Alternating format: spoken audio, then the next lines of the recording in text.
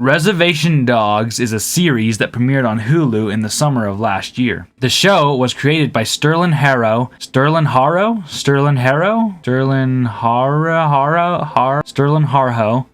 Taika Waititi. It's essentially about a group of kids who live on the Oklahoma reservation, who are trying to amass as much money as they can so they can go to California to live out their dreams. Along the way, they face many challenges and hardships. Now, I saw this show when it came out last year, and I enjoyed it. Not too bad. Thought it was funny and pretty comical. And overall, I thought the show was a good watch. I didn't think much about it until a few days ago when I rewatched it and realized something. And that's the representation of Native Americans within this show. Remember my Wind River video when I talked about how it was pretty bad on the reservation and that the movie highlights the negatives?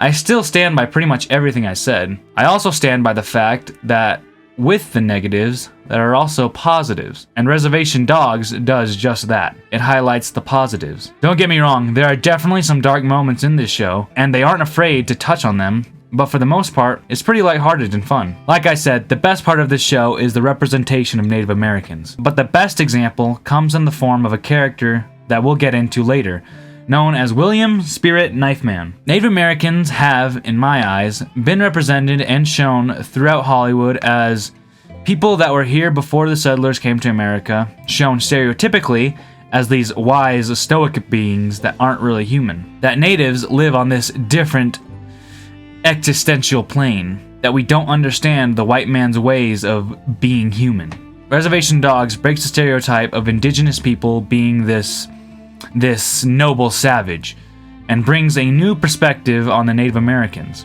Reservation Dogs uses comedy as a vehicle to break those stereotypes. The one character who really got me hooked on this show was introduced to us in this scene. Bear and the dogs get shot by paintballs in a drive-by shootout. This causes Bear to have a great vision. He wakes up to see William Spirit Knifeman. It's funny because Bear actually mistakes William Knifeman as Crazy Horse and Sitting Bull. But they don't do it in a disrespectful way. William Knifeman even says that he's not one of those awesome guys. He goes on to tell him that he was at the Battle of Little Bighorn and that he saw Custer, but his horse hit a prairie dog hole and flipped over and killed him. William Knifeman doesn't say much to Bear, and throughout the rest of the show, he keeps coming back to Bear and tells him a great prophecy. It breaks that great vision stereotype and makes for a more comedic and enlivening sequence. I love this character because of what he represents. In a lot of movies and other types of media, the Native Americans are always looked at to be serious, and what this scene does is break both that stereotype and the vision stereotype. I like to think of this scene as bringing modern stereotypes and old stereotypes together